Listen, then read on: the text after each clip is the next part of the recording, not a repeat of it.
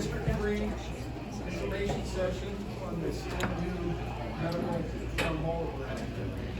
For those of you who don't know me, I'm Steve Benford, Vice Mayor of Elk Grove. And one of the things that CNU did when they put in their application, they agreed on our request to be able to go out into each district and host a meeting. What this is a meeting by CNU. This is not a City of Elk Grove meeting. I'm just being part of the host committee, as this is the district that I represent.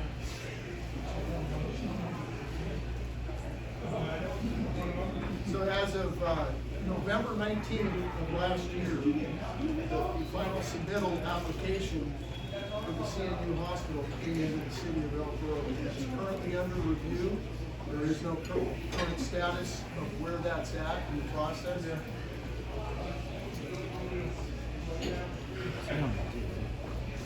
So this, as I mentioned, this is a CNU meeting, and I'll be Alvin right behind you, Jones Jan. is the president and CEO of CNU, and he's going to do the introductions. And at the end of that, we're going to do a slide presentation. So any questions you have, if you can give a courtesy and wait till the slides are over, and then they'll answer all your questions at that time. So sit back and enjoy. Yep.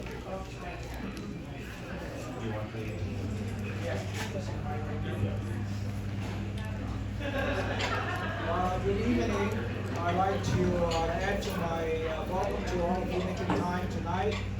I know that you have choices to go to other places. The fact that you make time to attend this community outreach meeting, I think we appreciate it for your generosity with your time and then make your presence. What I'd like to do is just to say thank you and welcome. And then I would like to invite the project manager, Paulo Diaz. He is the architect as well as the manager of the project, and then and give you a presentation. Now I would be very remiss if I don't want to extend my personal appreciation and thank you to Steve Dietrich, which is the vice mayor of the city of Elk Grove, gracious enough to open up this opportunity for us so that we can come and reach out to the district. We're here to listen, so we're going to do just that. Okay? So without further ado, I would like to have Paulo to say a few words about the project, and then if we can just hold your question until the end, we will be very much appreciated. And thank you all, and we'll share this time together. Thank you. Hello, thank you everybody for coming. So as we've said, I think we'll try to answer as many questions as we can. So I'm going to try to go through the sort of informational part of it as quickly but thoroughly as I can. If you want to be able to go back to a slide, just sort of make a note of which one it was, and we can go back to it, and I can answer it more thoroughly. A couple of housekeeping notes. Exits are there. The bathrooms are to the right. When we do get to the questions and answers, if you could just sort of say your name and whether or not you're in the district, so that we could record it, especially if it's something that we can't answer, and we can get back to you and try to get you that information. Also, I've been asked to pass around this sign-up sheet. So if you just can sort of fill that out, and I'll just sort of check at the end of the night if anybody hasn't signed that, we'll make sure we get to. And we also have some informational flyers in the back, so that if there's anything you want to take and be able to follow through, then we can follow with that. Okay. Anyway, so let me get into this. Again, my name is Paulo Diaz. I'm the project manager for the CNU Medical Center. I specialize in hospitals. I'm more involved in the design and implementation. I was the campus architect for Washington Hospital in Fremont and I was also the project manager for San Francisco General Hospital, which just completed a few years ago. So I'm pretty familiar with the hospital part of it, and I'll be able to answer questions, especially regarding the design and then sort of the hospital operations. If I don't know the answer, I will try to answer to the best of my ability, and I will maybe either pass it off or, like I said, get it to you, someone to get back to you with the question. This is the second one we've done of this, and we've already added a few slides based on feedback we got from the first community meeting. So hopefully, as we continue to do this, then we can hit more of people's questions. And again, if something's not clear, just again, I know we asked you to wait until the end, but just ask me to repeat it again, and I just want to make sure that I get as much information out as possible. Anyway, so just go through this. I'm sorry, it's probably really hard to see this. It's a little small, have to get sort of the screen. These are the sort of key dates. I'll just sort of touch on them really quickly. So CNU University opened up in Elk Grove in 2008 when the College of Pharmacy opened up, and then they moved their main campus to Elk Grove in 2014. They opened up College of Medicine, Health Sciences, Pharmaceutical Sciences, College of Psychologists just opened a couple of years ago, and then actually they've had their first medical school graduates in 2019. As part of that, they've been very successful, not only in starting up a medical school sort of very quickly, but the quality of their graduates has proven to be exceptional, and they want to be able to get to the next tier of being an educational institution.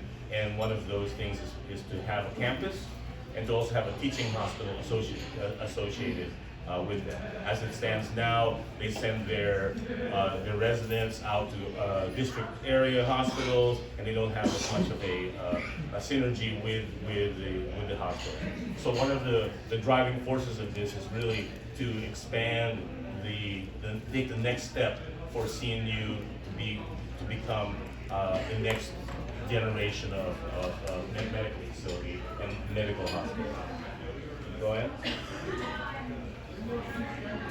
So again, I'll just tell you what the site is going to be adjacent to the current CNU hospital.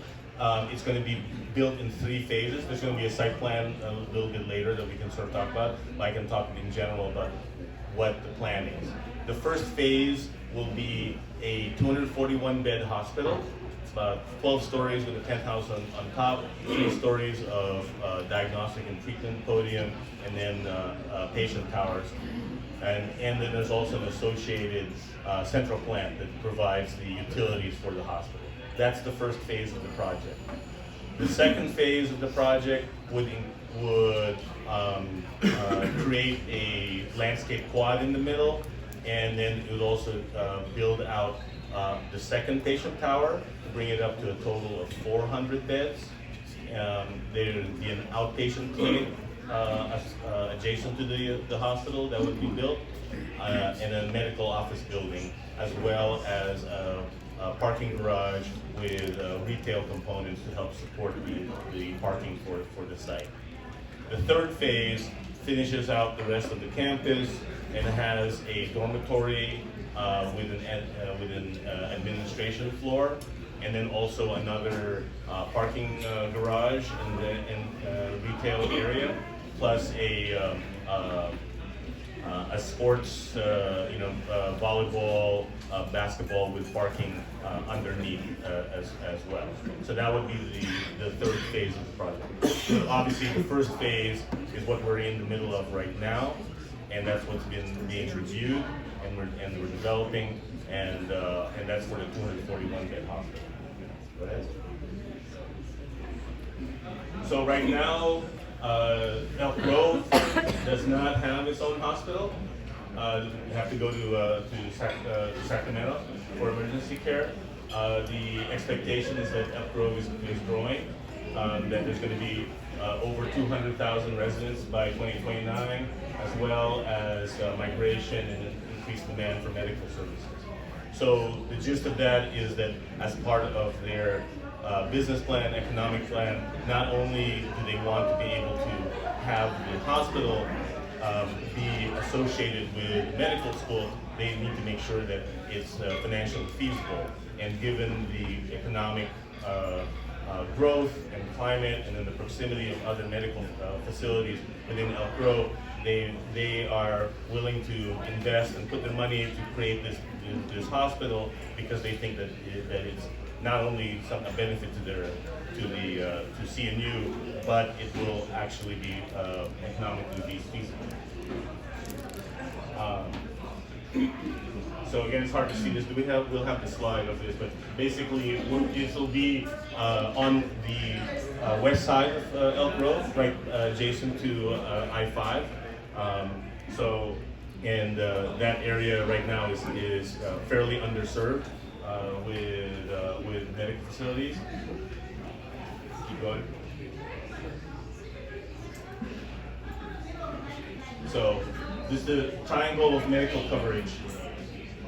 Right now, this is the location of the Elk Grove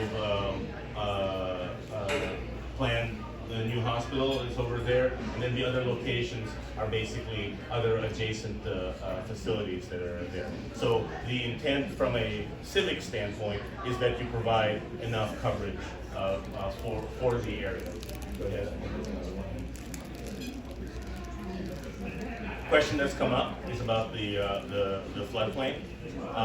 The area in that portion of Elk Grove has recently been reclassified in terms of what the flood areas will be. And in the area where we are in, we'll expect a 30-year flood event would be about 2 to 3 feet of water in that area.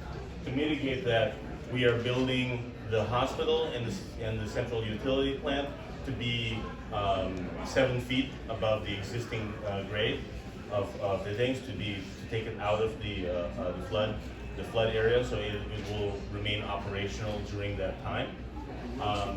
And then also we have whatever we have in the basement is sacrificial. We have this parking and in the lower levels, and all the mechanical areas are raised up above there. In addition to that, the requirements by the building codes is that the building needs to be able to remain operational for 3 days without any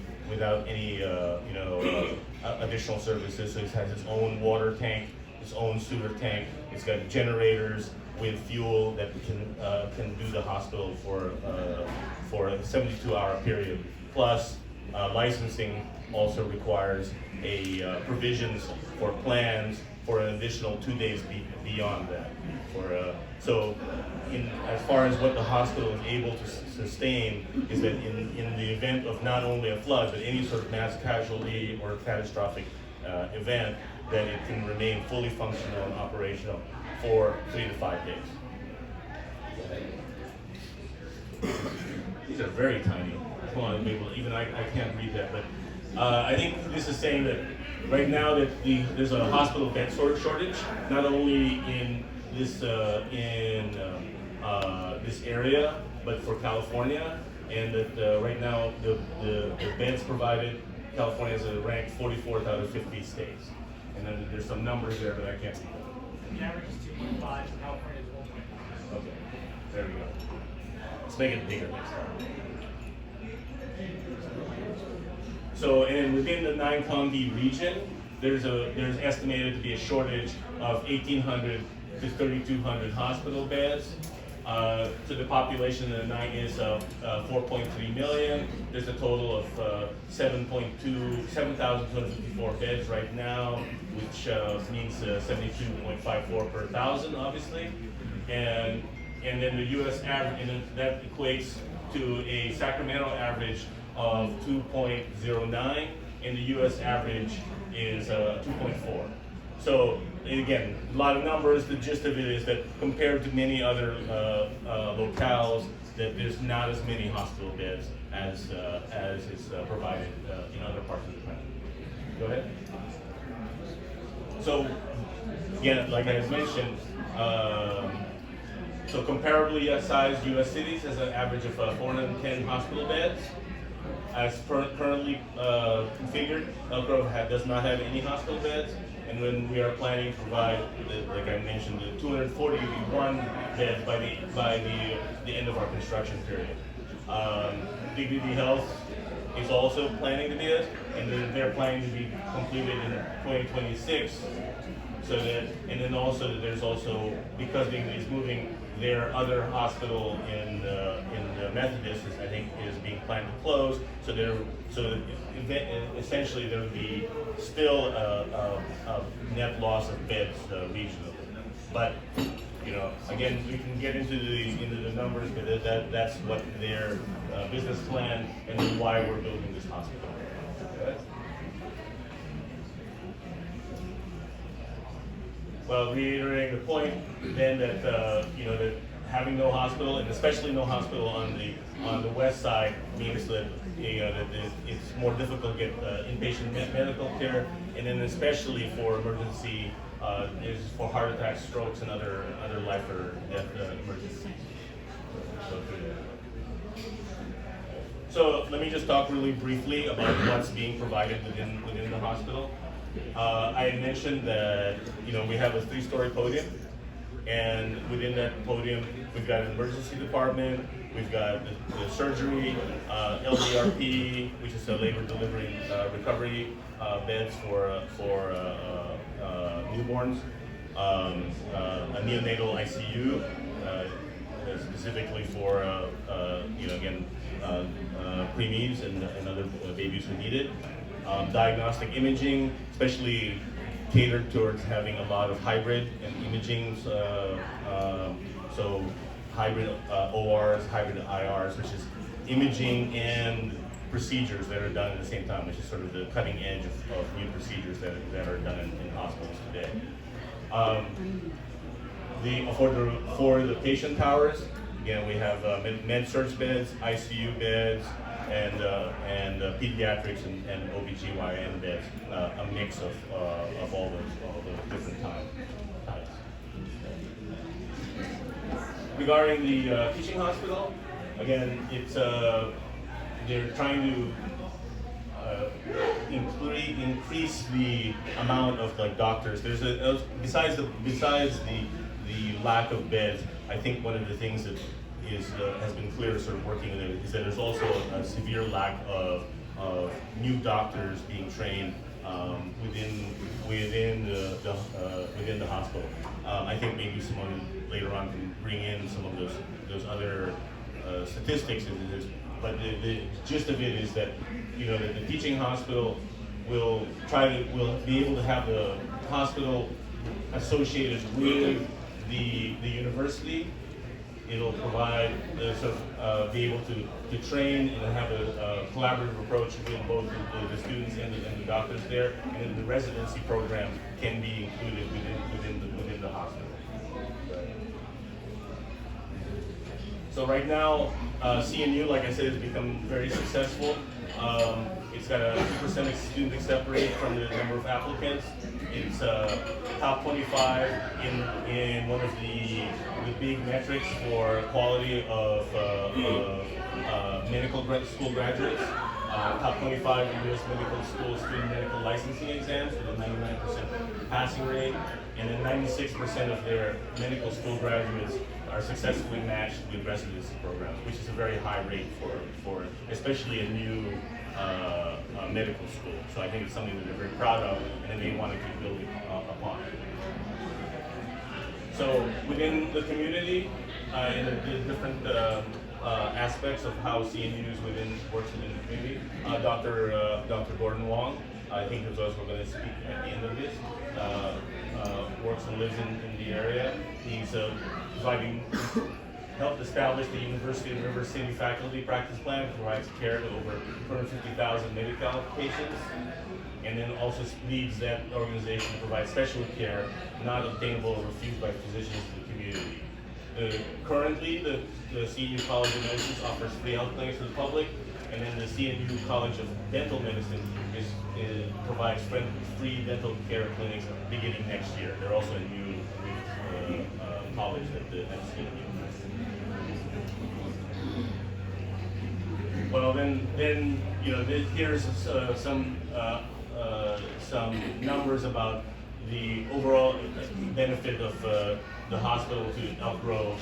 $4 billion in total economic input, 24,000 direct and indirect jobs, $5,600 average economic benefit, 113 million in new business tax revenue, and then of course a lot of added benefits for having a large medical facility, as well as the future phases within the hospital. So as far as the project funding, these are all initial CNU investors are Northern California healthcare professionals. And then the revenue bonds, and then these are private revenue bonds. They're not general obligation bonds that are part of the local community, but the revenue bonds will be sold to U.S. investors, and they are considered to be very attractive because they are tax-free, and they're also very stable compared to many of other types of company bonds. Go ahead. And then just some voices of support. I think these are also on the handout, and basically realtors and project advisory council. Again, the bottom line is from the perspective of CNU is that they're building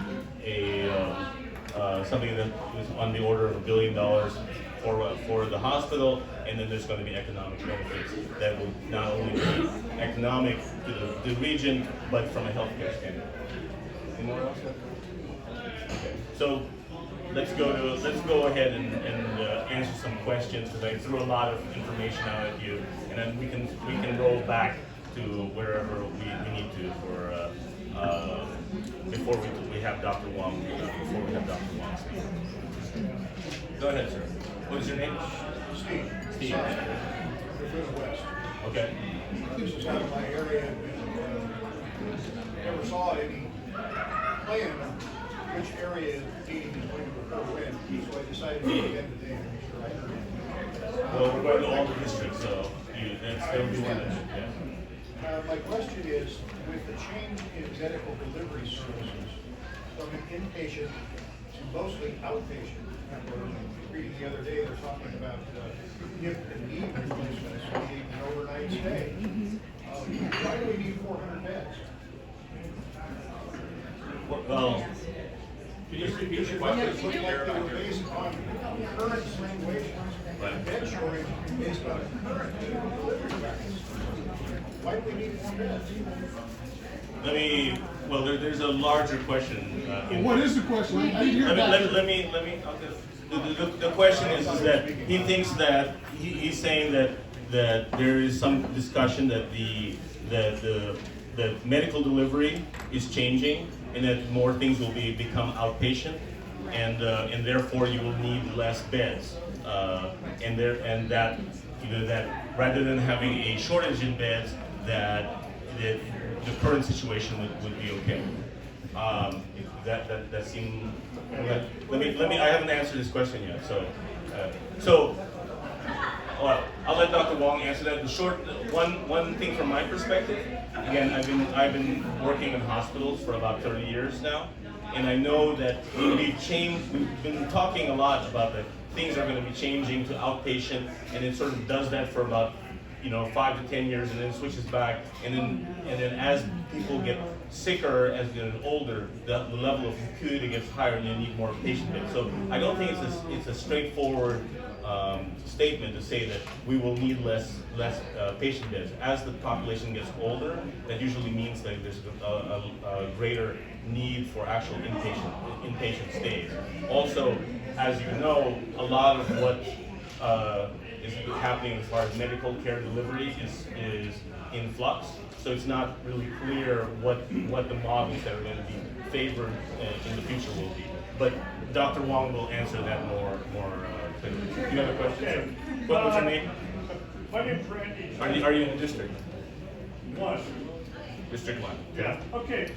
I'm going off of a podcast from the Sacramento Regional Healthcare and Leadership Forum, which was held at the High Agency last week. They said that the overall hospital occupancy rate in the region currently is 60%. Dr. James Babarski, CEO of UC Davis Healthcare System, said that the region does not need more healthcare, need more hospital beds, due in part to the changing in the delivery system. And he went on to state that in the project that they're undergoing right now, they're not adding to the bed count. So my question is this: there's a big disconnect between what the professionals in this area said and the chart that you put up there. Why do you need 400 beds? Well, to begin with, we're starting with 240 beds, and then we'll see. And then the model will go up. So there's a possibility to expand that to 400. I think part of the issues there is that they're really not in question is that the population is increasing, and that usually requires like greater care. There's also the proximity issue as far as whether or not overall the region may not need, whether or not we think the region needs more care. Being able to get quickly to that area, to a hospital, is very important. The biggest thing I think is that the CNU has done their economic modeling, and they're willing to, not only because they think it's important for their university to be able to have a teaching hospital, but that it's economically viable, and they're not asking for money to be invested by the city. They are saying that they have a business model for this. They need it for their hospital, and ancillary to that, they will have benefits to the community because there will be additional beds plus proximity of service. I don't know if you want to, well, if we're going to get more of these things, I might get you back in there. But again, Dr. Wong can answer more of the medical things. I'm just the architect, so I'm just more about like trying to make it happen than this development. Sir, what's your name? My name is Gary Sidner. I'm in District 1. I'm a Stone Lake resident, just for full disclosure. And a couple of things. Currently, you have no entitlements yet. You don't have any planning commission approval yet. You don't have a completed EIR yet. You don't have any approval from the city. You don't have an OSHPA approval yet. And you need a notice of determination from the city, as I understand it, before you can even get an OSHPA approval. Okay? Now, Dignity Health, we keep talking about Dignity. Dignity Health has built dozens of hospitals. They have all of their approvals. They have or will be submitting their plans to OSHPA. And they say, and this is based on their experience as experienced hospital builders, that it takes 2 to 3 years to get through OSHPA, to get an approval, and then to build. And they say, and I think you even indicated on one of your slides, that they're not going to be opening their hospital until 2026 or 2027. Now, CNU has no experience in building a hospital. Absolutely not. Okay? And as far as the process is concerned, what we're wondering is, how are you continuing to assert that you are going to open a hospital, and you're saying you're going to open a hospital, and you're one of your slides, in November of 2022, which is less than 2 years from now. OSHPA takes 2 to 3 years, and you haven't even gotten an application OSHPA, as far as we know, and perhaps you can enlighten us on that. So, is CNU being overly ambitious with this project? Or are you just being rather disingenuous to the community and saying that you're going to beat Dignity to the punch so that you can be the first hospital? Again, Dignity is way ahead of you in this process. How are you gonna beat Dignity by 4 or 5 years according to what you're saying and according to their projections? Please tell me. Okay, I'll just be candid with you. I think the two things are true. Is that I think that right now, CNU is being very aggressive and being trying to achieve things very, very quickly, and they're setting some dates for us to be able to do it. I also think that we can beat Dignity because we have been doing a lot of different things, moving very, very quickly with the design phase. So I'm sorry, can you please tell me, what are you doing, be specific, what are you folks doing to open a hospital in 2022, which is less than 2 years from now, and you're not even through the OSHPD process? How are you possibly going to do that? Give us some specifics, please. Let me introduce myself one more time. I'm Alvin Chow, the CEO and President of California Upstate University. We can't hear you. I don't think your microphone's on. Is it on? There you go. Okay, good. Thank you. Thank you for letting me know that you cannot hear too well. I'd like to make sure that everybody can hear this. First and foremost, I want to make that correction. It is not less than 2 years. It's more than 2 years. Because today is only 2020. Okay? We are November 2022. So simple math is more than 2 years. One thing. Second thing is that there are things that we are working on that are multi-track, several channels at the same time. We can do one thing on a linear basis. It will take that many years. If we want to get something done, I always tell people, if it is something that's worth doing, do it right, do it fast. And that is our thing. Do it right and do it fast. Okay? Now, there are other things that we can do to, how would I say, to take advantage of the schedule. So rather than do it linearly, we do it, some of them concurrently. And that is the best I can tell you right now, do things concurrently. And the other thing that I want to address is the question that this gentleman in the yellow jacket mentioned about occupancy rate. I'd like to address this. Now, I would like to invite you to personally access the government information. I'm not taking soundbites. I'm just going to direct you to visit the website, official government website. Which one? The OSPOD website. And look at all the hospitals in the region. Are they actually 60% occupancy? That's what they said. That's what they said. I want you to look at it yourself. I don't want to tell you what the number is. Okay? I don't want to tell you the number. Look at it yourself, and then you know the answer. Now, to address your question, and your question is, well, there seems to be total hit, total need, outpatient. I didn't say totally outpatient, sir. I said that medical delivery is moving towards a delivery system that uses less in hospital. That's right. And so, therefore, my question is, why do you need as many beds as you're projecting? Okay, it's very simple answer. One of the reasons why you can do surgical procedures is two things. Number one is that the duration of the general anesthesia is now a lot better than what we were before. Right now, the minute that we call short-acting, general anesthetics, the minute you turn off the infusion, the patient starts emerging out of the sedation.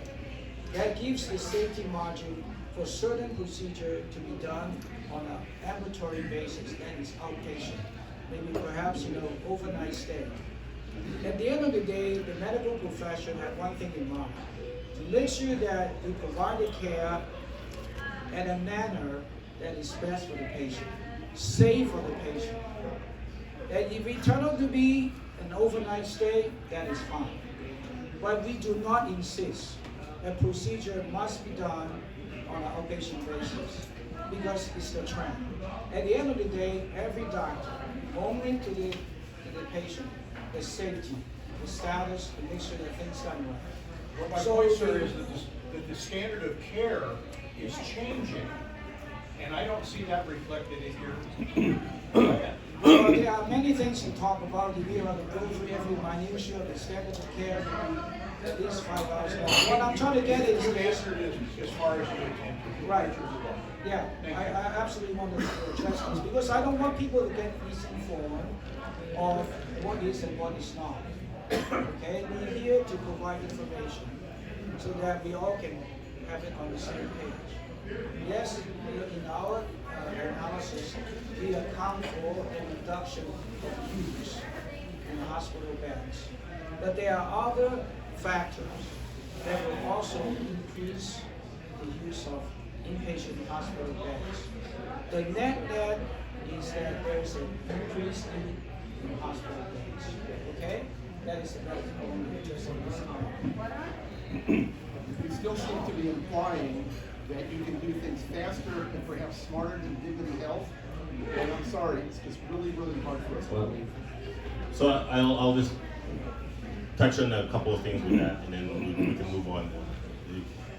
Dignity Health is a large organization with a lot of layers of decision making, and the CNU is moving forward, and they're making decisions very quickly, so we can do this. CNU has not built a hospital, but they're employing people like my firm who have successfully built several hospitals. So we're giving them the best advice that we can. It's like, if this is your target, here are the things that we can do to try to expedite that, including having things happen in parallel, trying to do things in modular construction, etc. Be able to try to achieve that. That's our plan. Whether or not we succeed or not, we'll have to see. So I have a question off of his question. Yes. What's your name, ma'am? I'm Kathy. I'm from District 1. I'm wondering why the need for speed.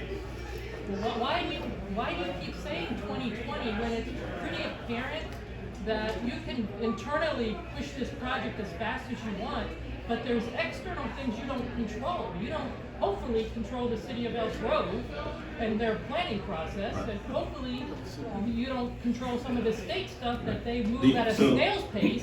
So my question is, why do you keep saying 2020? Why 2022? I'm sorry. Why do you keep saying 2022? Why don't you just be honest and say, we're shooting for 2025?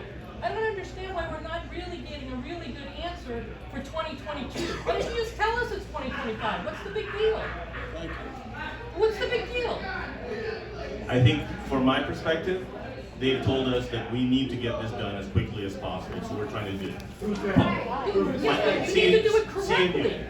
You need to do it correctly. We're doing this correctly, and we're working with the clients to be able to get this done. As far as, yes, the planning will do what they will have to do to approve it. OSHPD will do what they have to do to make sure that it's compliant, and then we will work with them as best we can to get it done as quickly as we can. I think the general reasons for getting it done, as quickly as possible, whether or not 2022, but just as quickly as possible, is because A, they have a need for it with the school. They want to be able to get their students in place. B, they want to be one of the ones that are out there first before other things open. And C, especially hospital construction costs is very expensive, and there's a high escalation.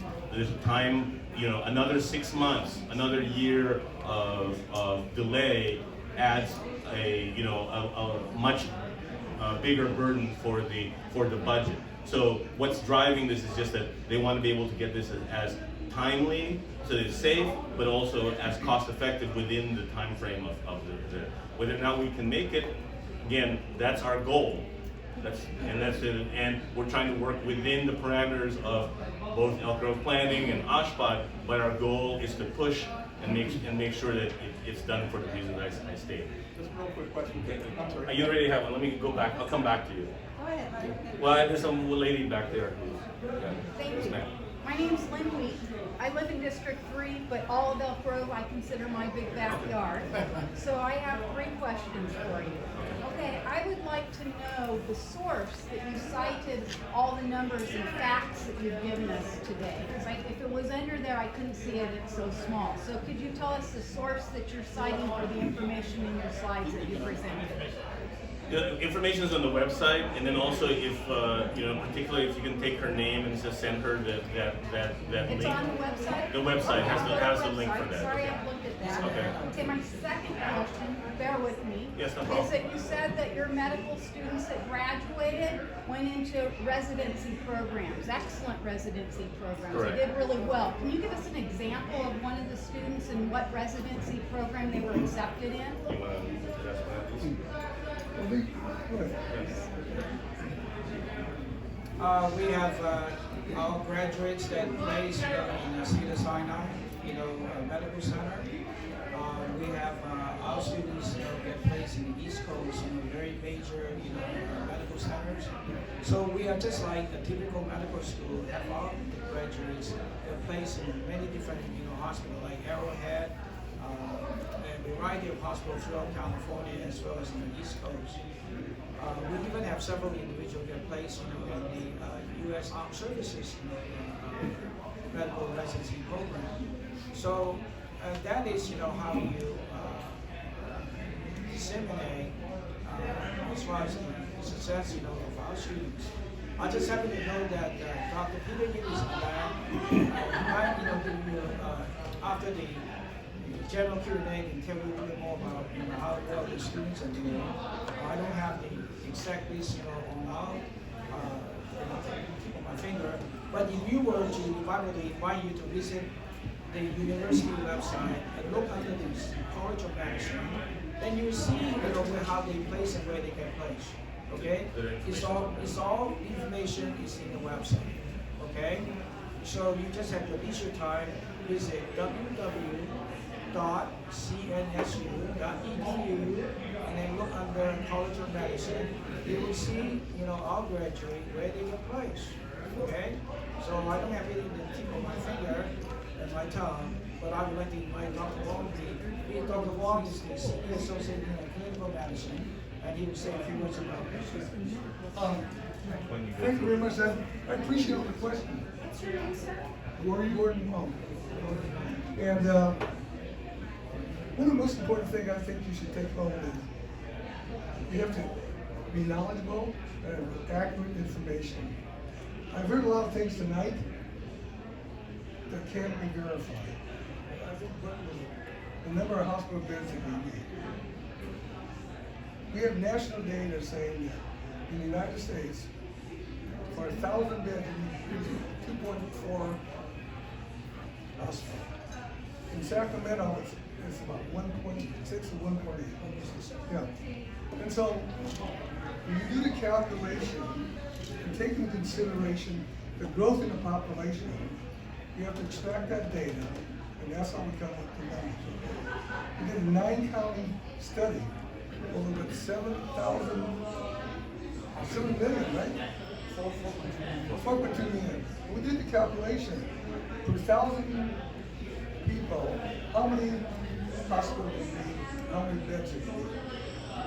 So that's how we got the data. I think you should research that and see whether you can confirm what you're asking, whether we have too many beds. It's based on actual facts, data. That's what Dr. Chung is trying to tell you. I think it's really important to get accurate information. The question is, why do you think we could build a hospital within a very short period of time? I think everybody in this room probably asked that question. Well, guess what? When we wanted to develop a medical school, I've been in practice for over 35 years. We have a very high position at Mercy General. We covered everything in that hospital. No one, all my friends, no one thought that we could ever build a medical school. And guess what? We built it in 5 years. 5 years. That's unheard of. If you see Riverside, it took 10 years to get accredited. But we didn't have any experience. And we retained experts in the area, people that knew what they were doing. You know, you have to surround yourself with experts. You can't do everything in life. Okay? So I think what you need to do, all of you, need to verify your source of information, verify where they're at. I think that's okay. And then when you have that data, to share it with us, because we have done the research on what is appropriate for a number of beds and the type of service we provide. Something you wrote said, what are your sources of data? Can you share that tonight? Pardon me? What are your sources of data? Have yours provided? Well, let me tell you this. Sources on the website. Your particulars, the site of your website, the particular sources of your calculations on the website? Okay. Correct. I think everything that you heard that was presented tonight is based on data, not opinion. It's data. What's on the website? Why don't you do that? See, first of all, I think it's important for us to be knowledgeable of what we're talking about. You're saying that California North State University cannot build a hospital. We're talking about 2025. Well, we feel different. You know why? We did our research. We have experts in our experts in development hospital. We picked an architecture firm. Right. When they can meet I these get that. But I'm not goals, saying, numbers, like we can list all those based on evidence, not just someone thinking just said you can't do it. Well, take things that have As an application been made to Oshkosh? That's not my area. Yes, there's been an application to Oshkosh. We have a project number. We've got the first structural basis of design, and then we have several meetings coming up to establish the next That's all I was asking, I just want to see, how many students went to? I think we started last November or October. I don't remember exactly the date. You can search on the website, on Oshkosh website for CNU. Let me finish with the lady. She had one more question, and I'm going to go to you, and I'm going to go to the lady in the back. You had one last question. I want to make sure. I was excited to hear that you offer free clinics. How do you advertise those? Because I work with the population that most certainly could use your free clinic. So I'd like to be able to direct them there. So how would I give them the information? Is that on your website that I haven't noticed? Well, How do you advertise it within our community? So I think that, I will take a note and then make sure that it's on the website, and then maybe make sure that it gets out there more. Like you said, there is free health, free clinics, so you will be able to give you more information on that. Okay, follow up. So do you know how many people currently have taken advantage of the free clinics and how many CNU has serviced in our region? We'll take a note and we'll put it on the thing, because again, I'm not involved with that particular one, and I'm not sure the people who are here who have the actual numbers, but like we'll note it and we'll make sure it gets put on the website. Okay, great, thank you. Okay, and then lady in the back. My name is Liz Brown. I own the Drinking Dog Brewers. Okay. Yay. So you live in the district? District 1. Okay. And I own a business in Stone Lake. And I can't tell you, the first time I met Dr. Chung, he came in after he became our landlord and said, we asked him flat out, what is it you want to do with this shopping center? His answer was, and I don't think the person who was with you is with CNU anymore. We're going to put some clinics in here for our students, and then we want to do a welfare work. That didn't happen.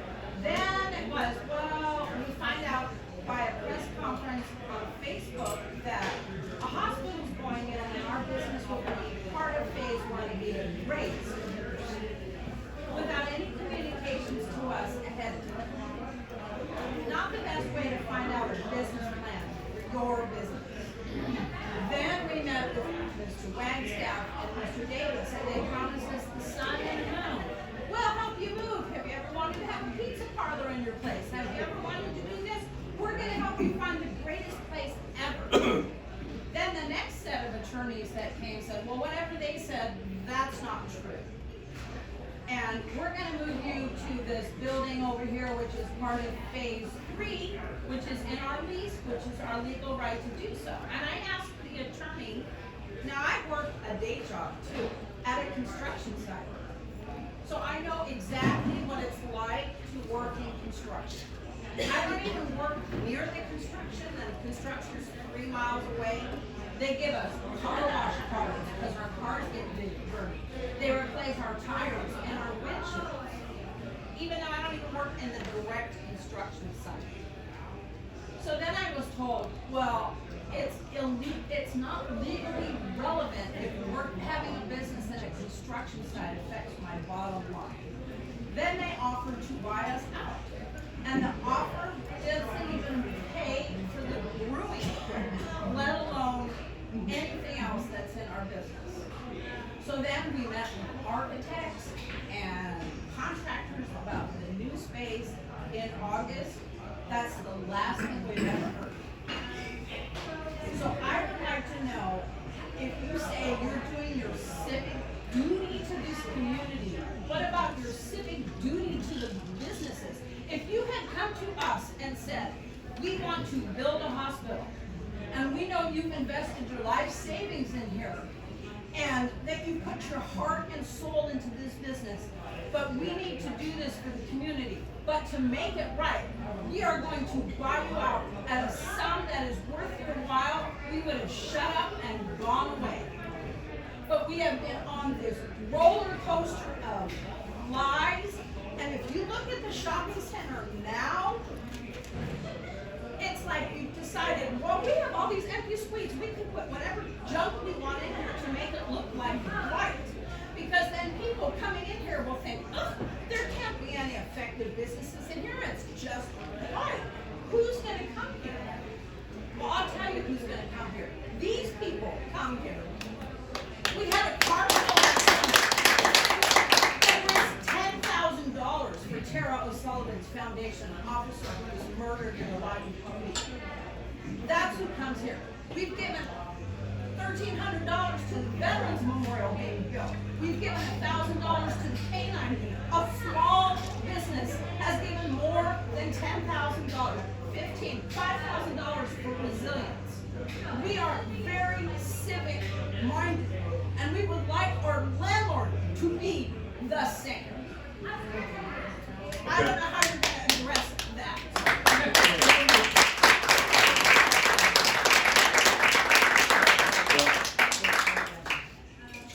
Anybody? Well, I was going to answer it. Fine. Again, let me say a few things and then I'll pass it on to you. Again, I'm sorry that you're going through this process. I know that there's a lot of missteps and about communication. Again, part of what the issue is that they haven't been building a hospital to know what the situation is. That's what we're trying to do right now, is have a lot of meetings to be able to sort of answer these questions.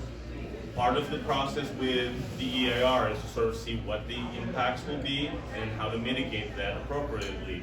Now, what you're currently in negotiation with CNU, and then that's because I can't speak to that part of it.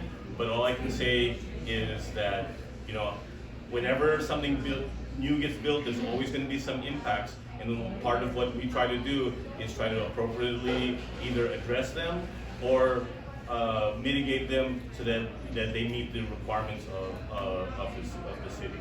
Did you want to answer to that?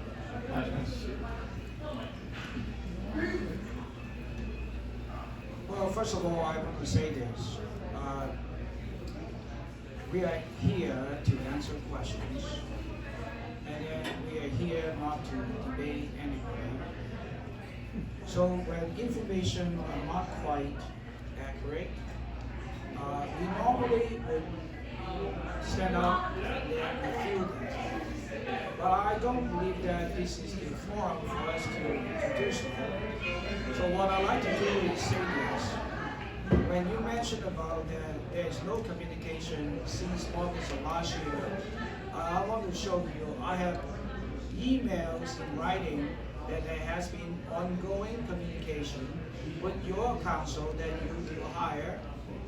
We have paperwork to show that. So if your council and you hire have not circled back to you since August, then you would like to talk to your council what happened to that communication. Okay? So I will leave it as that so that you understand that we great faith and interact with your representative. And that is how far I want to take it, because there are things that is private. I would like to respect the privacy of matters. What I'd like to circle back to the point about why so soon, why we want to do something, quickly, and then do it right, is that if we are just a 4-year liberal art university, the need of the community will not be in our mind, because we are liberal art university. But California and Upstate University is a health care university. We train healthcare workers of the future. We pay attention to the needs of the community. Something that we ought to think about. If you can work this exercise with me, we'll do it together. You'll understand the reason why the timing is so important. So the exercise is very simple. Every time I mention something, if it takes longer than 3 minutes, I want you to raise one finger. And the second time when I mention about an activity, you raise another finger. If it's needed, 3 minutes or longer. Let's do it together, then you understand what happened. So I'm going to take either a stroke or heart attack as a test for this exercise. Would you agree or not agree that it takes, hang on a second, you play along with me. What I'm saying is that, what does it take for a layman person to recognize somebody have a heart attack or a stroke?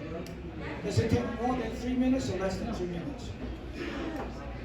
Normally, again, according to the study, it will take around 3 to 5 minutes to recognize somebody get a stroke or a heart attack. That is 3 minutes already. Okay? Then the next thing you will do is that you make a 911 call. And I would say that when you make that call, usually you don't end the call at least 3 minutes. Then the next thing that the 911 dispatcher will dispatch the EMT to arrive to your place. It will take a minimum of 3 minutes. Now you have 3 fingers up. And do you think that if you're living in a place, you have an EMT drive to your place in less than 3 minutes?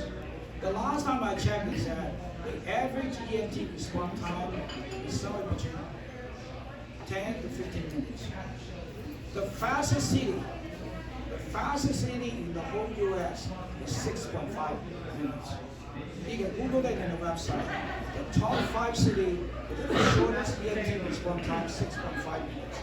And Elk Grove is not one of them. Sacramento is not one of them. Okay? So now, the second thing is that by the time the EMT show up, it takes at least another 3 minutes to pack, to safely pack the patient onto the gurney and into the ambulance. Now there's 4 3 minutes. Now the ambulance has to take the patient back to the hospital, another possible minimum 3 minutes. Now you have to be 15 minutes already. Now I think that you all have common sense, you recognize it. It takes what? The brain is lacking oxygen. Okay?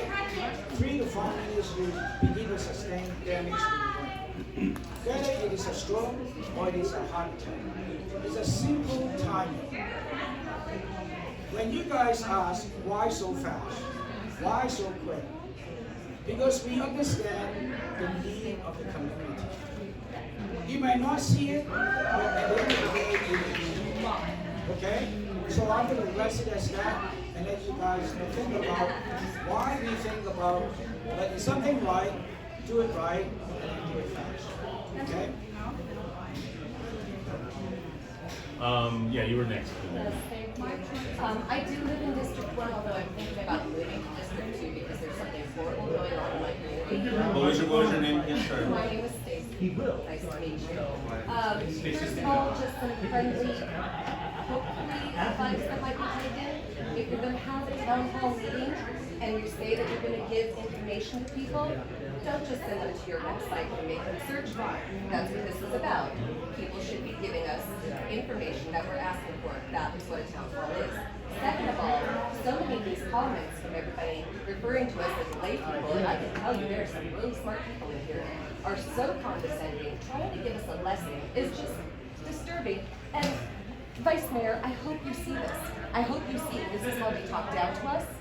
This is how they treat us. They make us search these things out. They threw you under the bus just now by saying that it's you and the rest of the council's fault that we don't have information.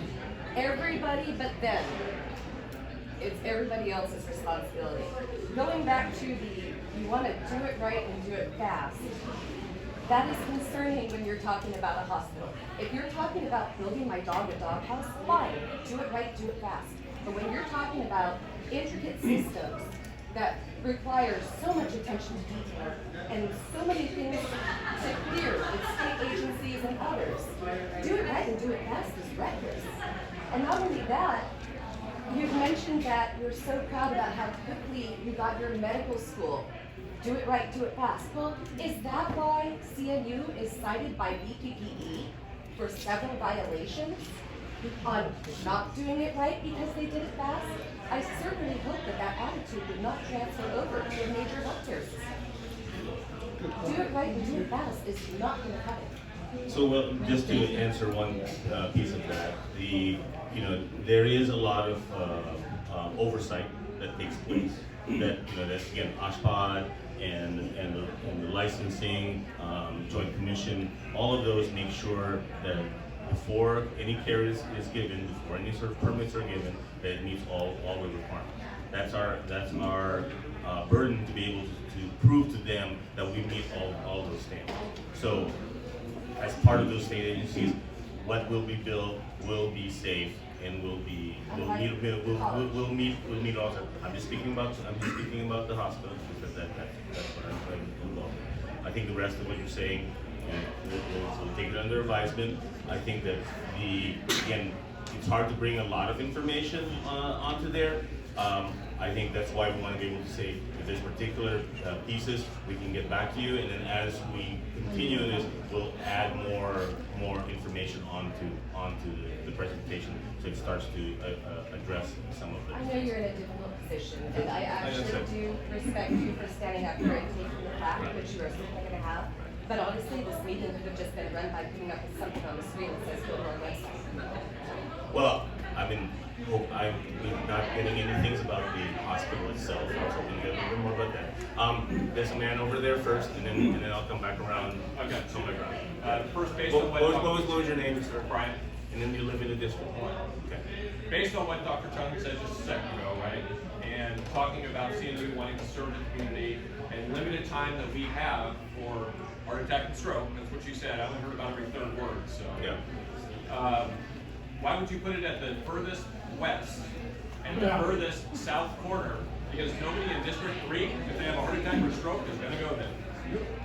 We're trying to serve the I-5 corridor, not Elk Grove. And we should just be honest about that. Well, Never be houses built to the west, nor to the south. You can't. It's natural Right. law. Number two is just for clarification, and that is, you started the presentation with 241 beds. Correct. Your slide said 240, your paper says 250, and then during your question, you said 400. Just curious how many actual beds are going to be there, because that's 4 different numbers. I can run you through that. I can answer in depth. So You said you submitted structurals to OSHPD, so I would assume that you have some sort of layout. right. So the 400 is the total bed. When phase 2 gets built, a second bed tower will be done. That's the total number of beds that's planned for the hospital. Okay. When we first started the design, we were at 250 beds. So this is garbage. Sir, I'm just giving you. We were starting with 250 beds. Okay. Okay. It's flexible because we're meeting with doctors, and then we say this is what we need, and there's a limited amount of space, so we're making trade-offs as far as number of beds versus treatment rooms or ORs, so that there's a little bit of flexibility in there. Right now, the number, we were at 240, and then we were able to expand it, and we will get, we're around that 240 to 250 number. We're trying to work with the physicians to find the optimal mix. Did that explain that? Okay. Well, it's okay. Yeah, you didn't address placement, so. Well, the placement, for the placement side, actually, I have and I'll try to say it in the slide, is that the nearest next hospital over there is about, for Dignity, the nearest hospital is over in Methodist and Kaiser in Sacramento. Right. And then that is, I think, off the top of my head, 9 miles away. Okay, but I don't exactly know. It's all the way upper right hand corner. Dignity is somewhere halfway between there, 3 or 4 miles away there. Whether or not you agree or not, that means that in that area, the nearest hospital is going to be 3 to 4 miles away. Now, obviously it would be better if it was right in the middle of that area, but in terms of if the city was building a community hospital, they could do that. But this is a private hospital that's associated with CNU, so part of it is that they're trying to balance that with their proximity of their campus. So that's whether that's all I can say is that as far as the location, it does serve a purpose by being in that area. There's no other. There's nothing to serve. You're right. Yeah, But and that's all off by Franklin, right? Because there's really only 2 arteries that get to that part of town. You're going to have to be on Elk Grove Boulevard to get there, and you're going to cut it off at Franklin. So it's a really small area to have a huge hospital. So really, you're serving Pocket, you're serving South Sac, you're serving Land Park. Everything's coming down. So let's just not call it a hospital for Elk Grove, right? It's a hospital in Elk Grove. It's not here to serve. It's serving different parts here. It's serving Elk Grove. It's serving the university. Like 9 counties thing, right? I don't care about the other 8 counties that you have. I only care about the county that I live in. Okay. All right. Right. Moving around there, you're next. My name is Dwight. I'm in District 1. I live very close to Junior John, which I enjoy. I'm also an engineer. I've done projects all around the state. And just to put in the project, we all know the EIR. There's a couple questions I have. One relative to the EIR. And there's a 283-page document. I didn't bring the whole thing. It's on Calgary. Do you currently have all the Calgary requirements that are in there? Since you're familiar with them. We haven't seen anything on that. Back in December or late November, we had council members suing at our clubhouse. Not on behalf of the hospital, but to hear our point of view. Nobody could tell me that they had any Calgary stuff in there or where they were with the EIR. Typically, project managers put together a nice Gantt chart that shows all your steps, and that should include the funding. The funding we talked about didn't have any numbers behind it. Didn't say when you were going to go through bonds, how much you need, how much you have from individual investors. That's all part of this Gantt, the master plan. And then the project is more specific. We talk about transparency. This gentleman never said anything to us in December behind closed doors. He said we're building a hospital here and start raising the neighborhood, blighting our businesses right around there and letting them know that they're not going to be able to hang around. It's really not fair. And the city let them do that, which is really surprising to me, Mr. People. That's crazy. So, when are you going to show us the numbers financially? When are you going to show us where you are in the process of getting the EIR with all the Calgary requirements? Very heavy and very particular. Your parking lot, as you have laid out in the 3 phases, does not have enough space for not only EVSEs, but other plug-in electric vehicles that are required. You're talking, your current plan has lit 3-story or 2-story garages that require additional power. I don't know, I'd like to see all the power requirements for all that in your hospital requirement.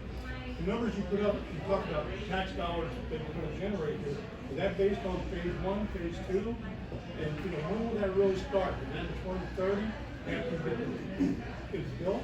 Let's put some numbers, you know, some timeline to find this number here. It's the first slide you started out with. There's a lot of gaps in here. You're saying you're gonna answer all these questions, go to our website.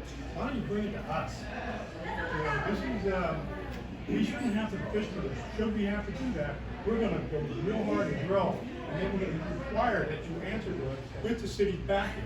Because right now, it's a farce, and why the rush? Well, be realistic. Yeah, Dignity's got a lot of layers, but they'll be around forever. We don't know about too bad.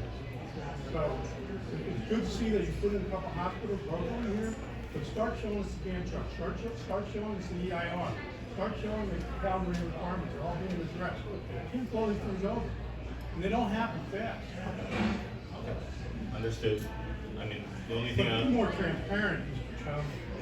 You're not very transparent at all. the only thing I can add to, you know, is that, you know, the EIR is in process of planning, so they will be addressing a lot of these issues. We are trying to be shooting for a LEED gold, and then therefore we'll meet all those town meeting requirements. And the rest of this, I think we're pretty much statements in your part. Right, and to finish my point though, the location is the other thing. Yes, might need another hospital in Elk Grove. Build it along 99, put it in the epicenter. So, to your point, you're putting a hospital on the edge of no man's land. You can't build to the south. You can't bring anybody up from Stockton unless it's a gangbang issue, and there are people that are dying. But they won't make it 3 to 5 minutes from Stockton. The idea that you can't build to the west, that is a floodplain. You know you can't go on the west side of the mountain. We're not even near the epicenter of anything. And we're going to be treating people that come down from, like you said, from the pocket up there. But why on the west side? Yeah, we need a hospital, not there. Let me go with this and then go back around. Okay, so I can hear the questions. Just very quick question I want to ask you. Are you familiar with the CHUM? With what? CHUM in Montreal. CHU in Montreal. CHUM. I believe so. I'm not sure where you're going with this, but I can address some of those things here. It's a mega hospital. It consists of 740 rooms. 740 beds, 18 stories high. Correct. Phase 1 was just completed. It started in 2007. It was just completed in 2017. The contract is for 38 years to complete 3 stages. So I'm just still trying to figure out, like everybody's asking, how do we complete this in such a short time? When that was completed, that's the project for 38 years. It's one of the biggest hospitals in the world. I can just tell you what, as an example, you know. So San Francisco General Hospital, which my firm just completed, I was the project manager for that. We started work on that in 2007, and we opened that in 2012, and that was a city project, OSHPD, you know, all the requirements you know, that come up with the city project. So I'm not disputing that it's very difficult to build a hospital. I know that more in a short time. But there's, you know, that example, I think there's other reasons for that. Probably funding and probably other things. No, so funding was there. No, but I'm just saying that it's. So I built a hospital in 6 years. I can just tell you from that standpoint. And that was a city project that had a lot of requirements. So therefore, I think that there are ways that you can make it work faster. Now, whether or not we can do that, that to be proved. That's all I can tell you. But simple math, like somebody else said, I don't know, simple math dictates 714 beds compared to 400 that they want to build. And it's 240. 241 for the first phase. And take it divided by 4. Yeah. And see how long it takes. 38 years divided by 4. It's not going to 38 years. Stanford took 13 years. Yeah, I mean, but you know, I think 38 years is an outlier, and there are other reasons for why something like that occurred in New Orleans, which I can't address. Yeah. So, you and then I'm going to go back around. Again, my name is Steve Vasovsky. I'm in number 1, District 1. But the hospital will not be over my back fence. It will be down the block from me. And my concern is, we've heard an awful lot about building the hospital, but I have read that CNU has purchased property along Maritime for a dormitory. There was some talk about biotechnology along with production. This is a residential area.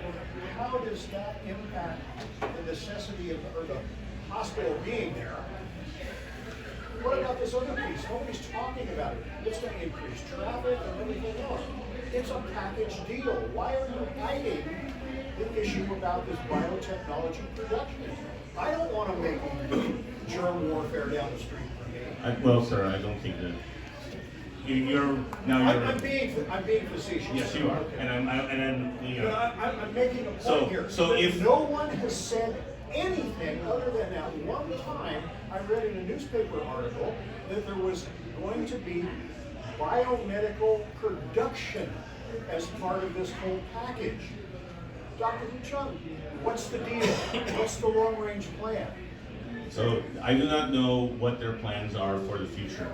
I know that when we talked to them about that piece of land as part of one of the things we could use to help with the construction of this, because we needed area for staging, for construction, all of those sort of things. So as part of like acquiring some land. I'm not addressing that. But I'm just telling you that that's the genesis of that.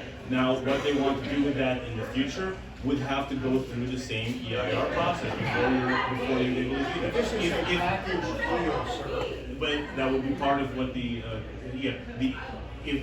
if it's not acceptable as far as like providing some manufacturing, then the city will not allow.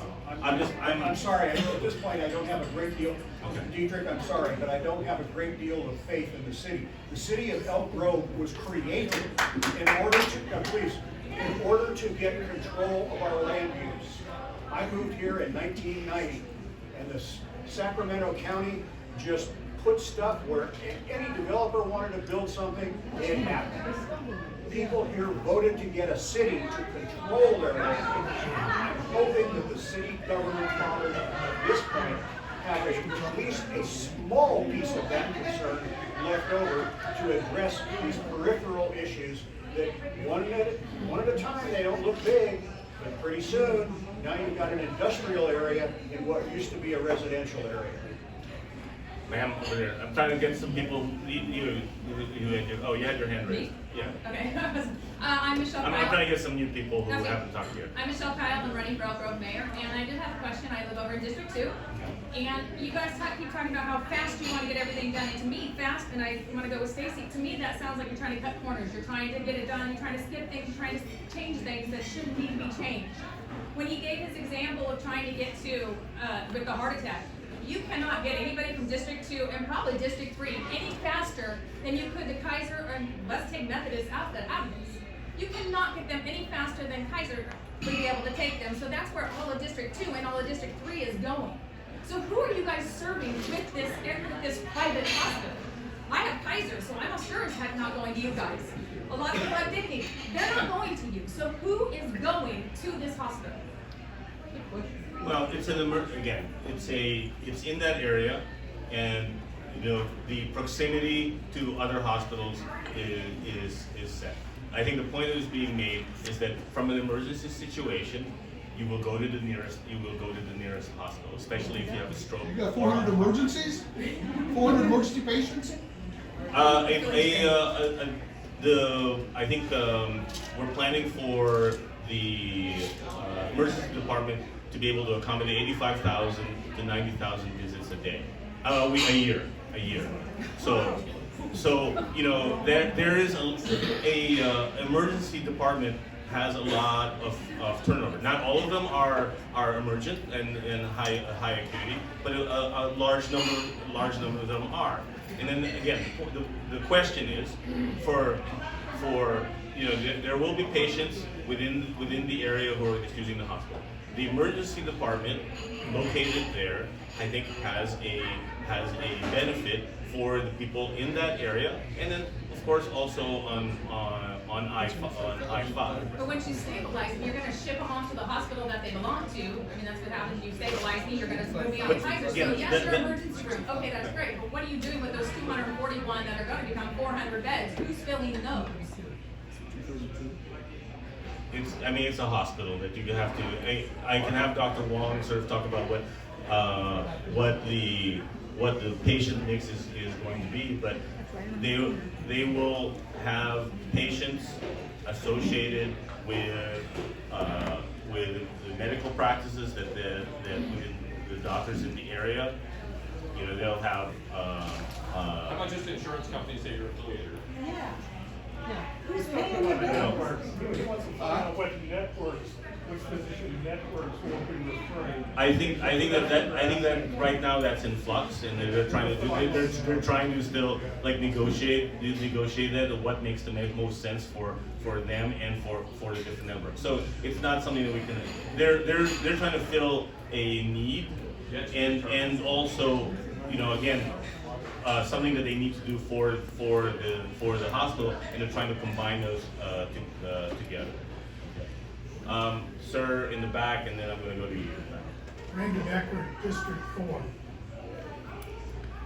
You would not be hearing these questions and trying to answer them haphazardly if this hospital proposed was a mile north or a mile south. Because realistically, most of these people wouldn't care if it was 240 beds or 600 beds. But they care because you're invading where they live. That's as simple as it gets. You bought a piece of property in a development that you want to change what it looks like. And every one of these people, including myself, some of what and most of what you said don't believe you. And the reason we don't is because we have very high concerns. Now my question is, you changed your comments on the flood issue from the previous meeting. You cleaned it up. So my question to you, as I asked it the last time, so I'm going to be very specific, and all you got to say is yes or no. You said at the last meeting that there could be federal funding and state funding in regards to the levy for the 200 flood that you are going to need. Hey, let me finish. You changed that as you added your slide to basically say that you're above that 200-foot plane. So my question is this. Through the entire process, if a levy is needed, is CNU prepared to pay for that levy? Yes or no? I'll answer the question in that we never have planned for any other levy to be required in order to be able to build a hospital. We've always planned to raise it up above the 200-year floodplain. I was mentioning that from the other night because people were saying, well, in the long term, what's going to happen with the flood? And I was saying that the 200-year floodplain affects not only the hospital but the entire district. So there's other levy improvements that may be required. The hospital will function without any levy improvement. There is also the possibility that there's other things that the state and then the Army Corps of Engineers are planning, which could affect the future extent of the 200-year floodplain. That's all I'm saying. And then if and when they do that, because it's a system-wide issue, then that would have a better effect on access to the hospital. So just to clarify, we never changed anything. We're always planning to rise up above it. So. That doesn't make any sense. If you're gonna raise your hospital up, are you gonna raise the streets around it up? Or does the city of Elk Grove have to pay for raising the streets up to meet your hospital? How's that work? How do your employees get there to and from when there's 3 feet of water underground? Or the oxygen tank truck to deliver oxygen to the hospital? You need to be able to maintain the operation of the hospital, because in the event of a major hospital flooding, you want to be able to have a hospital in that area that's still operational, rather than having nothing there. That's why it's designed to be functional for Okay, I that don't time disagree period with of that, but time. how do you get to this hospital if we're flooded? It's again. How do we get to the hospital? How do you get supplies? How do you get your employees, your doctors? You raise your go home and hospital sleep so and that come you're back and do self-sufficient, this? because that's what you have to do, which is great. The people inside the hospital are taken care of. But if there's a natural disaster going on, how are we going to get to your hospital if it's up higher? You said before, Elk Grove wasn't going to put any of this bill for any of this hospital. So I'm asking you directly, now that we're talking about that, who pays to raise or elevate our roads so that ambulances and the rest of us can get to your place? If your hospital's higher than anybody else, our streets are going to be in the You'll be floodplain? underwater as well, so you know. So what good is that? Well, I'm saying, so as part of this, what usually happens as you go through the environmental impact process, and if it gets approved through the planning we started, the next part of that is that the city generally has an emergency action plan for different avenues to be able to address how to be able to do this. Let's ask the city. I'm just saying they have to develop some of those. Okay, hold on. so- Mr. Detrick, are we ready to spend money to raise our infrastructure around our hospital? I didn't say that you would have to raise it up. I think that the question is how do you get to that in case there is emergency.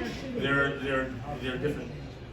He's got a boat. Yeah, he's got a boat. He's okay. He's good. But the rest of us don't have a boat. And this is serious, because I want to know if my tax dollars are going to be spent to help you manage your hospital. Yeah, we don't have an answer for this question?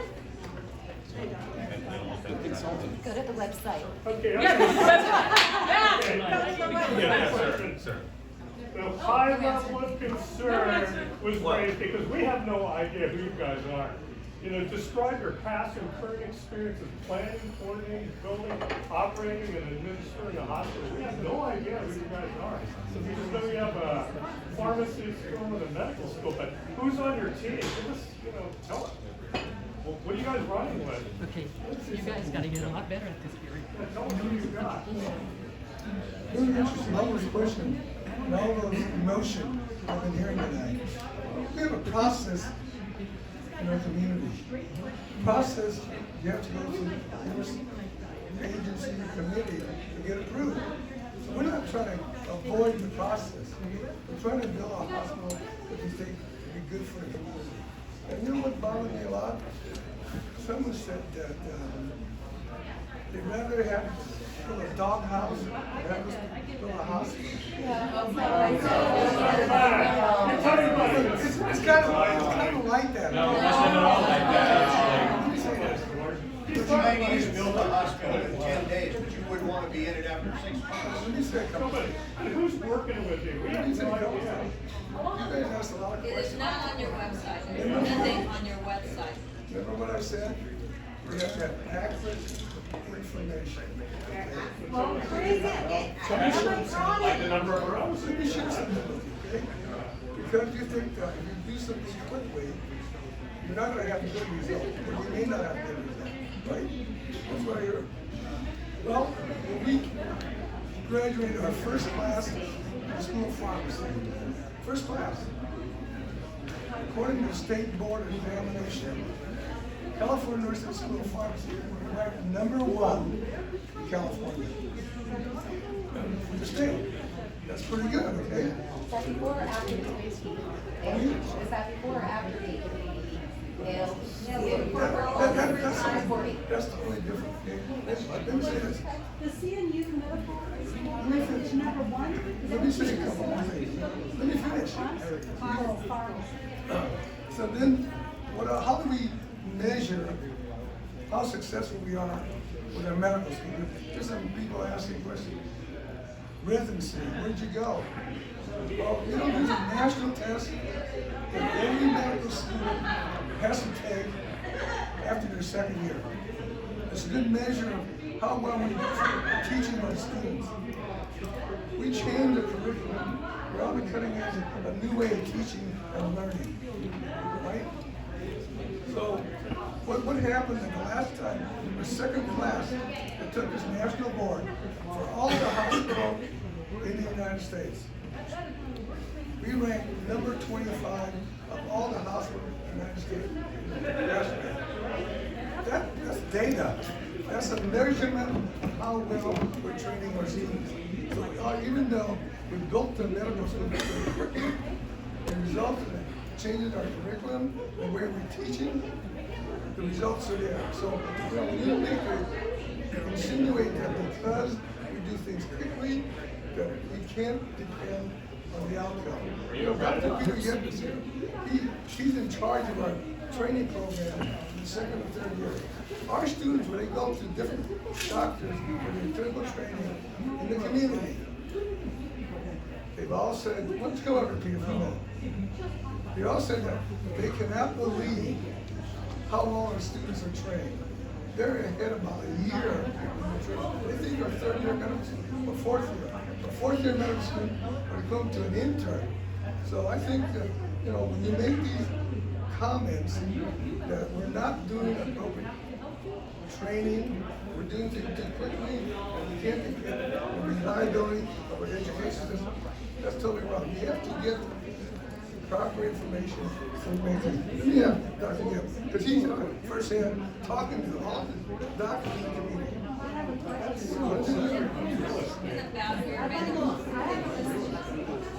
Oh, I know. I've only raised my hand 30 times. Okay. Well, why don't you ask a How many question? students are we talking about? Okay. So, How many? Just a number. Give me a number in your medical school. 94 94. in each class. 4 years. In each class. In each class, so 4 years. And how many have you graduated? The first class was 57. We graduated 56. And are you accredited? Yes. When So, did you get your accreditation? 2015. 2015 was the For initial. the medical school? Yes. That's very strange. So my name is Peter Yip. I'm the chair of clinical medicine at California University. I joined the school in 2016. I'm a clinician physician for 31 years. When I first heard about them building medical school in Elk Grove, there's no way I thought they were going to do it. And my colleagues thought the same. I decided to switch over to the school from Kaiser when I saw the curriculum. It's a very inspiring curriculum. So my whole purpose of being at the school is to create great doctors for everybody here in Northern California. Our focus is on bringing physicians to Northern California. Over 2/3 of our medical students are from Northern California, so they already have roots here. So we're hoping to stay here, and that's been my goal. And knowing I was chief of occupational medicine at Kaiser Sacramento Roseville, it was so hard to pull physicians into the valley, into the Sacramento Valley, and it was horrible because we were competing in San Francisco. Who wants to go there now? But, you know, New York. I mean, it's so hard to bring physicians here. So when I saw the purpose of this school to bring physicians to the area, to give access to this area, I was in. And I was also in because the curriculum was great. So, to answer your question, in 2015 they got preliminary accreditation, which allowed them to open up the doors and preliminary. But then also, because I also checked to make sure once you get preliminary, you're able to admit students and also graduating students and get them into residency. I actually talked directly to the LCME board, which is the National Board for Accreditation, to make sure, because I wasn't going to join a school that wasn't going to graduate students, right? But they told me directly, once you get preliminary, it's like you're fully accredited, but you go through stages. So the first stage is preliminary, second stage is provisional, third stage is full. And you can't get full accreditation until you graduate your first class, right? So we had preliminary in 2015. We were in our first class, the class of 2019. A great class, about 57, 58 students, right? And we got them through the 4 years. I was the one who established the rotations for the 3rd and 4th years. So I partnered with Kaiser and Southern, Liberty, San Joaquin General, Oroville, the area, trying to get the rotations into the area. And then when they matched, on match day in March of 2019, we had a 96% match rate, which is tremendous for a first-year class. The two that didn't match, one had family problems, one sort of messed up, but the others matched well. So we have people that matched at UCLA Harvard, at Kaiser in Santa Clara, at Kaiser Los Angeles, at the Mayo Clinic in pediatrics, Jefferson in Philadelphia, Arrowhead down in Southern California, San Joaquin General, I mean, really good places. And these students are great, they really are. And they're going to be great doctors. The next class, as mentioned already, you know, in the Bachelor Board is something that the students take after the first 2 years. And it's a huge test. It's a national test. It's how the program directors for all the residencies figure out who they're going to pick for the residencies. So it's very competitive. And so our first class, class 2019, had a 100% pass rate, which is phenomenal for an inaugural class. The second class, as Dr. Wong mentioned, scored in the top 25 in the country, which is pretty huge. And the third class, they're still taking it. We have about 95, 96% taking it now, and their average is even higher. So I know the curriculum's working. The other part of it is that when I'm running the clinical rotations, overseeing them, the physicians that are seeing our students are just in awe. They tell me, what are you doing there?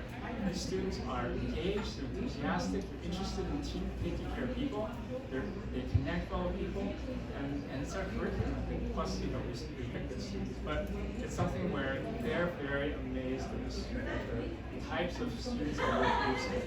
And now they're in residencies, so they're doing well in residencies. I've actually called some of the program directors, they're phenomenal, they're doing very well. The next class is going to be matching this March for the next class of 2020. So my goal is to get you all healthcare. Now, I know that there's doubts about the speed and anything like that. I mean, I was watching Kaiser Roseville being built. And that was like a 12-year process. It was awful to watch. We thought about turning it into a Kmart for a while because it was so slow. It's a very layered process. There's moshpots involved, architectural, earthquake, everything like that. You have environmental things, all those things go into play. I know, I mean, I watched people build their hospitals. But I also know this guy here. For some reason, he was able to put his medical school up faster than any of us thought he could. And he's one who's he doesn't sleep. I don't know what he does, how he gets any rest. But it's one where he is working very hard on multiple tracks getting this done. Now, there is a lot of, you know, I can tell there's a lot of frustration. And, you know, I'm not here to you know, I don't know all the environmental things. I just know that, you know, I'm trying to take care of our pursuits. But I think it's one of those things where if we can get a hospital going, we can teach our students that. Or, you know, instead of right now I'm sending them up to Oroville, down to Modesto, I'd like to keep them going. You have 97 students total. Yes, in each class. In each class, right. Okay. Why do you need 400 beds for 97 students? Well, there's going to be two classes, right? So there's 280, the third and fourth years all doing the 180 students right. for 400 beds. Right.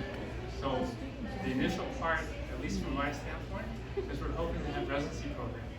Because again, if you have residency programs in internal medicine, emergency medicine, OBGYN, peds, we can actually have them stay. So where are they going to park? They're going to come into our neighborhood. My name's Barbara, I didn't tell you, I'm in District 1. They're going to come into our neighborhood. We already have parking problems with the students. We have we have problems with the traffic with the students, with the kids driving taser. We have problems with them coming in and renting houses illegally in our housing area. We have all these problems. Kids may be nice. I have nothing against your students, and they're probably nice, bright people. Otherwise, they wouldn't have passed college and gone to medical school. Nobody's insulting your kids. What we have a concern about is the location primarily, and the size, ludicrous size. That's a monstrosity to put in that neighborhood. You want to put that down the street somewhere, down Elk Grove Boulevard, one thing. Even that I would hate, because we are a nice community where we've had limits on how high things can be, so we don't have these big, tall buildings and skyscrapers. We don't want them. We don't want that. We don't want a spaceship in our backyard. And I don't even think it's just District 1 that doesn't want a spaceship in their backyard. Anybody coming into, driving toward Elk Grove and sees that, they're going to go, oh my God, what happened to you? So, why didn't you, who say you're so good with the neighborhood, why didn't you come in and find this out first? You have run a pharmacy, you're a pharmacist. We have no reason to trust that you know what you're doing, number one. And number two, you don't care what the community thinks. You've not met with us. We've been trying to get you to meet with us for a year and a half. This was thrown by the city council on us as a big surprise. And I'm sorry, I'm really upset about this. So all we can do, so thank you for the comment. All we can do is just try. I'll go to the website. If you want an answer to my comment, I'll go to the website. All we can do is try to, like, man the fences, try to work back our list to. Well, you have to. We're trying to answer all the questions and try to address, and then again, a lot of the mitigations and the impacts are going to be properly brought out in the EAR, and there's going to be a lot of discussion about that, including the height of the building, the appropriateness. But from the traffic, again, I can tell you that that we have to meet requirements for parking. We're making sure that every phase has appropriate amounts of parking. That's one of the reasons we're building the parking garages and parking within this, so that it has no. Later. That doesn't become right at first. No, but every phase has to have a certain amount of parking to meet the standards of this, and then that's what we're doing. So we have different levels of parking that are this, and then again, that's why part of the dormitory is there to be able to address some of the student housing issues that people have said. So it's part of a larger process that we're trying to do. And one other thing. What about the birds? I listen every night to the geese fly over my house. My daughter goes crazy. She hates those geese.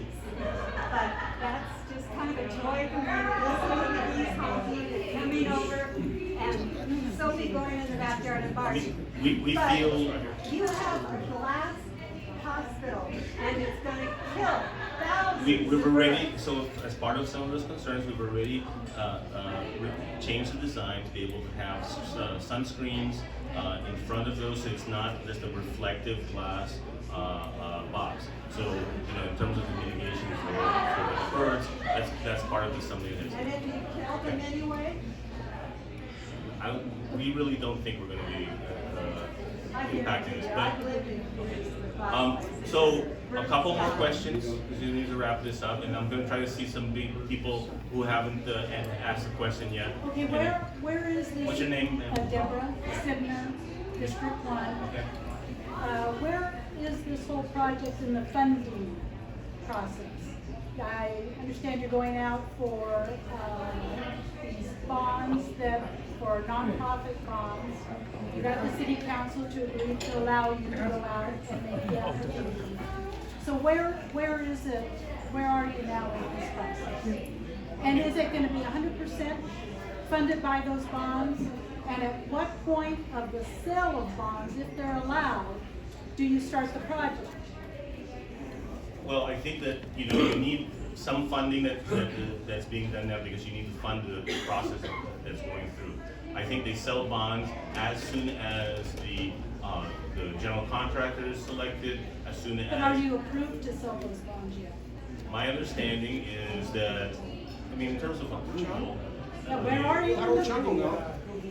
you have to go through the process. Right. So we're trying to, I mean, as Dr. Chung sort of says, we're trying to parallel everything so that when we get the entitlement approval, that we If also you get the entitlement. if and when we get the entitlement approval, and then we get the OSHPD permit, that we'll be able to go right into it rather than one of the things that makes things happen over a lot of times, they're taking a lot of risk by trying to make things happen in parallel rather than saying we're not going to do this until we get this entire approval. They're trying to raise the money, and that's part of one of the reasons that we could try to Here's my accelerate. fear. Yeah. I don't want a ghost hospital to match our ghost mall. That's right. So if you only sell so many bonds and nobody's buying, and you're standing there, and our shopping center's been destroyed and got a little framing done, is that what we're left with? Yes, it is. Yeah. Yes, that's right. That's a valid concern. That's what I mean, and I'd say that that's obviously not what we're trying to accomplish here. But you're looking to sell $1 billion in and I bonds. will see if we can provide some more certainties about the funding that Can't even provide answers. before that they start construction, that they'll be able to. Now, as one thing is that that the project of this size are required to have construction bonds to be able to say that you can complete the project up to a certain point. So that would, once we get to that point, once we get started, then it has to be completed. That's usually. Not if you're out of money. The money Didn't happen at the mall. bonds will pay off. So, 2 more questions. Oh, Yeah. so you don't know, okay, thanks. Well, Why are you limiting the questions? It's a non-answer. because everybody's got a chance to answer. Okay. Okay, so I just want to make a comment. I think what's upsetting to people is that and this isn't so much about you, it's just about how our city's operated. I call it piecemeal planning. And so there's not really ever been, what's the word? Guarantees as to what's going on. So disappointing to me is that we have a guaranteed retail center for our neighborhood that was master planned, and now that's being changed. I'm very disappointed with our leadership within this community that would do that. That said, hearing that you're gonna open up in a little over 2 years in 2022, how will you staff the facility? Because right now, most of the medical professionals that live within our community in this region have jobs. So how will you be staffing up to run your hospital to have the residents be able to participate in that program? Well, I mean, I can't really talk about staffing in terms of, obviously it's a need, and then we're going to have to sort of do this. It's a plan that by certain days that the staffing outreach will have to start. I think that there's some outreach already that's going with different senior administration to see who could be the right people, and then they would expand with that to the nurses and the rest of the city. So would you be suggesting that visas will be used, that we'll be bringing people over on visas to staff our hospital? No, I'm not suggesting that, and you're saying, I think that the need is within the area for people to have those jobs. I think they want to be competitive in the marketplace and try to make it work with the employees there. Sir, back in there. So your whole program, I mean, you do have a layout going, timeline for everything, correct? And these numbers here, this says in 10 years, so that's a 10-year number when you generate 4.4 billion. And does your plan, the last one I saw on the city had, it didn't have any oxygen tanks on there. They gotta be sized for having enough oxygen for people that are required in the hospital. Multiple tanks, but you need backup to the hospital. The access to all that has not been defined yet. Where those tanks will be located. We know the tanks are in the back. Is that all on the website? No, I mean, you said everything on the website. I didn't say that. I just said you asked. I mean, the questions that people are asking, some of those are on the website, and we're directing you this in terms of where the numbers were coming from. You're asking, do I know where the oxygen tanks are planned to be? Yes. Is that on the website?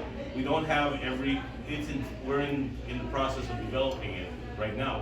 We don't put things that are not completely done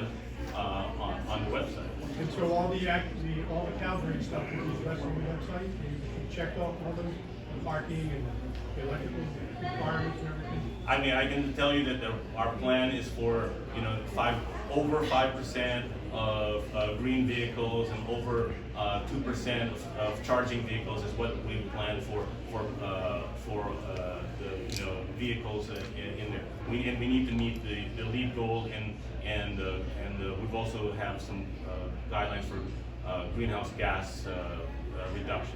So as all of those as part of the effort will be included within the plan and then as part of the EIR. And all the water treatment and all for the hospital? Yes. And all the electrical requirements? Yes. That'll all be on the website?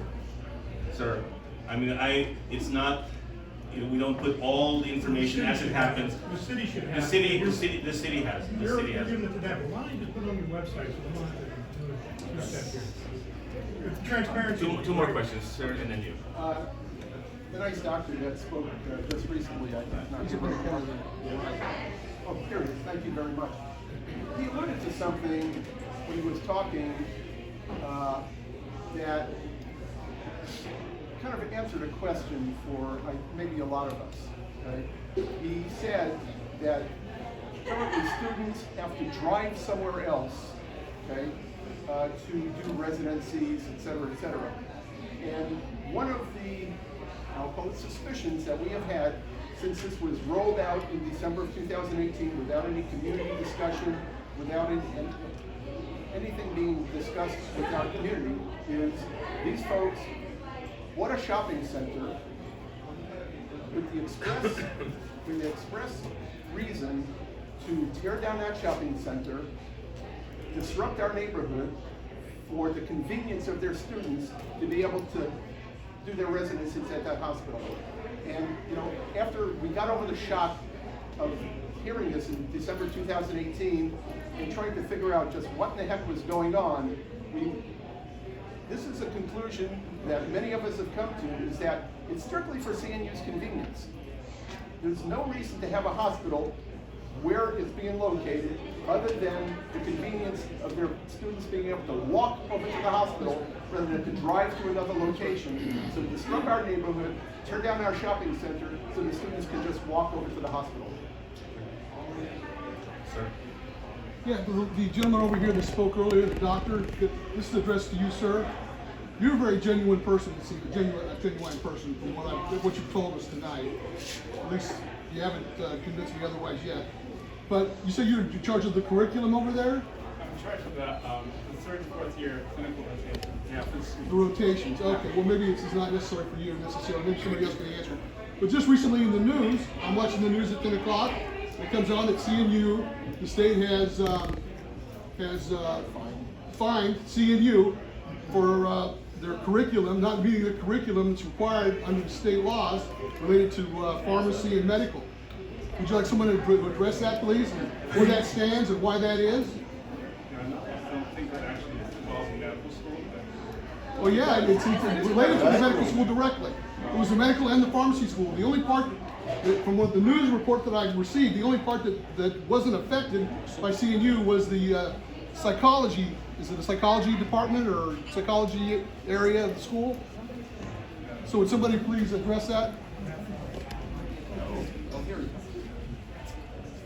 Brian Hallway. So the Department of Business and Secondary Post-Education fined the university for 3 degrees that it says were not compliant with their standards, okay? They fined the university for 3 degrees that we don't offer and have never offered. And we sued them to get them to take it off their website, and their response was, oh, we didn't know. If you saw the news article, the person from BPPE said, oh, we didn't know we fined them for the wrong reasons. But the lawsuit says that throughout. It's the state of California. And so we're still in litigation, trying to convince them that the degrees that they cite us for, we don't offer. Hello? What are those? What did they say that you have that you don't have? That you don't. They call the degrees 3 different things, And what which are we they? don't offer. What are What are they? the 3 degrees? BS Pharma-D. BS in MD, BSMD, BS in pharmacy, and PhD in pharmacy. That's what we And they're offer. all on your They website. cited us for some other degrees. But you don't know what those are off the top of your head. Oh, if you don't, that's fine. I don't I'm know. just asking. I don't know. I mean, they're all medicine. You filed the Is that on the Yeah. website? But I'm telling you, the degrees that we do offer, that we actually offer, they've approved. The 3 degrees that we offer, they've approved. Alright. That's the story. Well, you filed a writ. Has there been a hearing on the writ? State of California. Okay, well, I'd like to wrap this up. I have a feeling I'll see many of you at the next meeting. So we'll try to expand what we're, our response is, so you can start to do this. Hopefully, again, we can keep working towards coming to some understanding. Now, I think we'll always disagree with certain things, but I think what we're trying to do is sort of what we're trying to do, and all I can emphasize also is that we're working through the process both with the city and with Oshkosh and trying to make this work. So thank you for coming, and then again, make sure that you've signed the sign-in sheet, and I hope to maybe see some of you in next week. March 7th, it's the BS to